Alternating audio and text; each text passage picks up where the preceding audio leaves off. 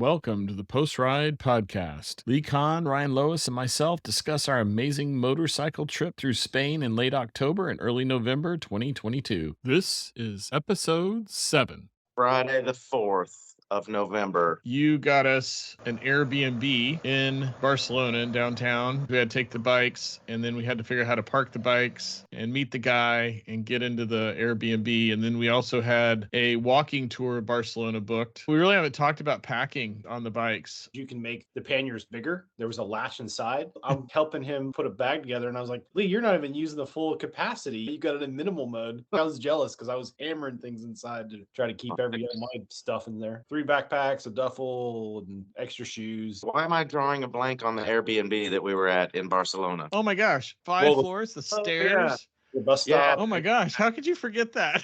I've got it. Yeah. And the parking extravaganza that we had there, too. We found a parking garage a couple blocks away, and we went down there, and the guys wanted to charge us 40 euros a bike or something to cram us all into one spot. They were not pleasant to deal with. I don't think they were Spanish. I think they were hustlers from Eastern Europe. We just didn't want to leave these bikes out because we rented them. It's always nicer to have them in a parking garage with security. The guy that had the Airbnb was quite clear not to leave those bikes out on the street. It was a pretty decent area, but I think at night that was not going to be a good move for us. It didn't matter because we needed to get out of there with the bikes in one piece. It wasn't worth arguing about. That's exactly right. We met the guy and we got to the Airbnb. We had to walk up 5 flights of stairs, no elevator, which is pretty typical for this part of Spain and these apartment buildings. It was a beautiful place. What a spot. That was a cool spot. It was just the stairs were tough, but we're lazy and fat. And that was what a typical apartment, like what you're saying. Everybody's walking up those steps. And you might remember that we're like, we probably need to start washing some clothes. We had a pretty fun excursion to try to find a laundromat and get them clean, and just the typical daily activities you've got to do. You drop them in the washing machine and go find some tapas, eat a couple little tapas, walk around for a few minutes, come back, put them in the dryer, go find some more tapas, walk around for a few minutes,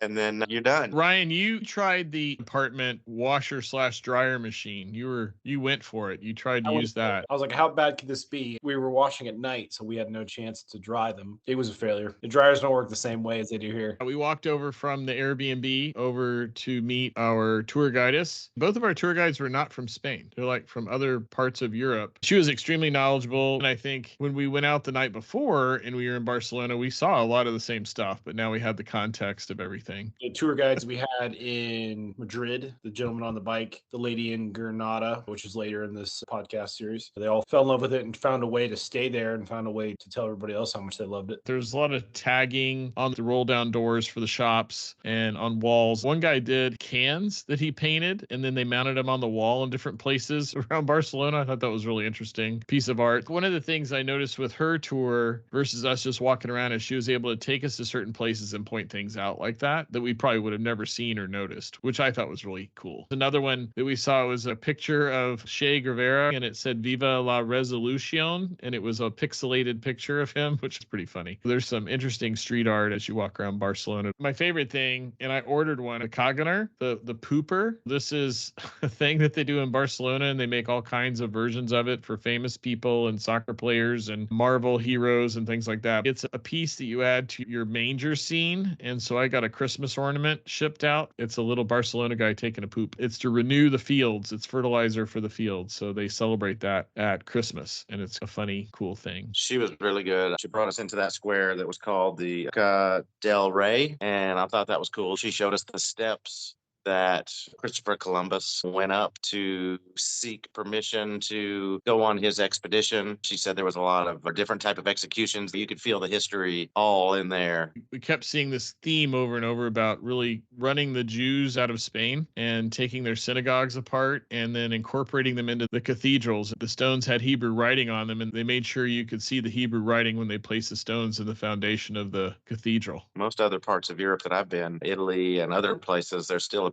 pretty strong Jewish contingent there where they allowed them to assimilate or to be there. In Spain, it was convert or die. Everywhere we went, there are no Jews anywhere in Spain. There are no pockets of them. There are no synagogues. There are no people returning from the diaspora. They were eradicated from that country altogether. I think it was a very flourishing community there various times throughout history, many of them going back to Israel. And that's the term Sephardic. That is from Spain. There were some other things in Barcelona. I thought Wilfred the Hairy, he's a famous character for the kids and just in general for the the history of Catalonia. We talked about how they're putting Samsung ads around the cathedral. In that cathedral, one of the main windows, you can start to see the influences on Star Wars. It looks like Darth Vader's helmet. Then later, Gaudi did some chimneys, and they look like stormtroopers. My kids are big Star Wars fans, and so am I. That was pretty cool. And Ryan is too, of course. I just wanted to touch on a couple other things that were cool. We also saw the columns and parts of walls left over from the Roman times. That's what just blows your mind, is you'd have Roman wall built into your house or columns that you build the building around. That was cool. And then there was that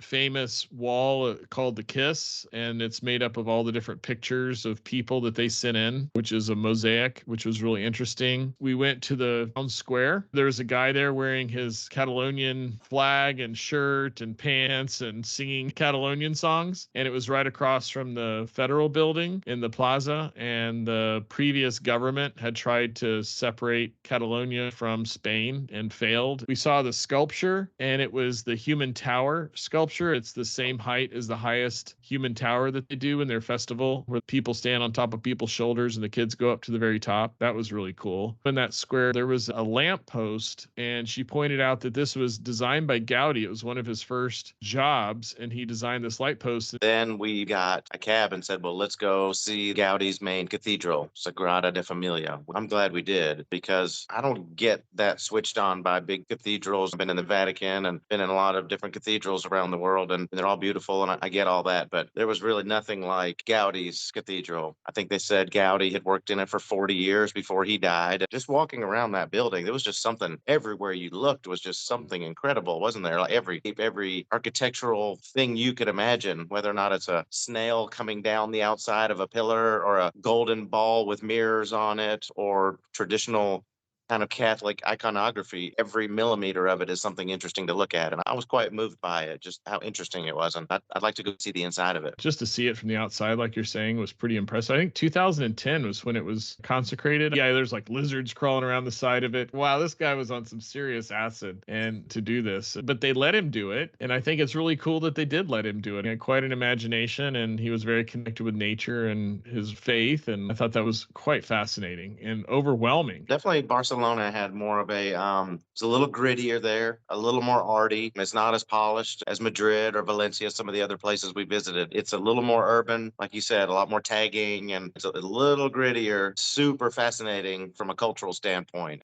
Like to go back and spend a few more days there. You could just tell there was just so many little areas you could see and things that you could experience in Barcelona. The tour guy was telling us how there wasn't too much to it, and it all blew up after the Olympics. That changed the city dramatically. Franco ruled until 75, until he died. Barcelona was a dump. She showed us some pictures where it was just slums and garbage all over the beach. And she said as soon as he died, people came out and started volunteering, and they started fixing their city back up and putting things back together. It made it colorful again and brought life back. And then you're right, Ryan, the Olympics were a huge deal for Barcelona and really revitalized the whole place. There was still tons of people around, but you can imagine in July and August when it's just sweltering hot and there are just hundreds of thousands of people taking those same tours. I think we nailed it right, because we could talk quietly and get around easily and all that. If we would have played around in the Pyrenees more, we would have had less time in Barcelona. That was the trade-off. So I was glad. I'd never been there, and I was glad to have some time in Barcelona and just check it out. We got to talk about dinner, because this is one of my favorite parts of the entire trip. I don't know that we were looking really hard for a place, but we came across a crepe and cocktail bar called Chulapillo was the name of the place. And we said, oh, let's give it a shot. Crepes sounded good. We went upstairs to this place. And it was a very warm environment. And there were these young people sitting at a table next to us. And man, it was this woman and this guy, and they were going at it. She was in his face. He was in her face. They were pointing fingers.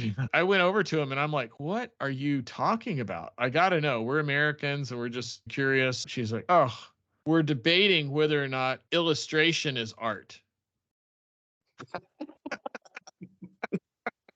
I'm like, so you're not talking about the weather, politics, what's going on in the world? She's like, no.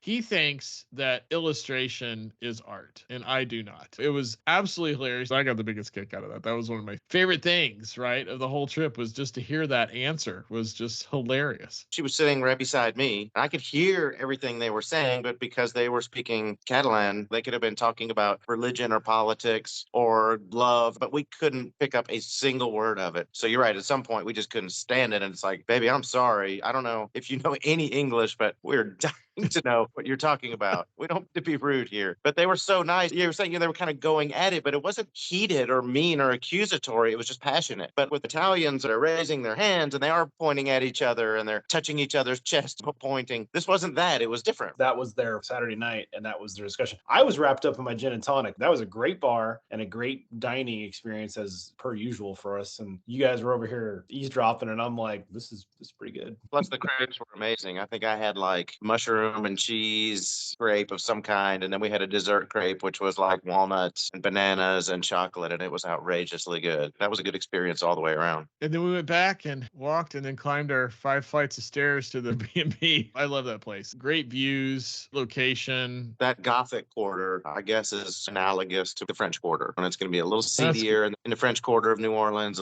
maybe a little darker, maybe a couple of streets you don't want to go down. To Ryan's point, they were teaching us about the streets and the avenues, these block apartments, everything the same, building those block after block after block in a very systematic way. Big complexes designed to have everything you would need in your little area, and those areas where you got better light because they would 45-degree corners for all those stores, streets in rows, and like some city planning, which is maybe a little different than other cities that I'm familiar with, but it was actually pretty forward thinking for its time. That wrapped up our time in Barcelona. We got our laundry done. We got some food, got some culture, got some art, got to see the Sagrada Familia, and that was really amazing. Then it was time to start heading south. So that wraps up this one, and then we'll see you on the next one.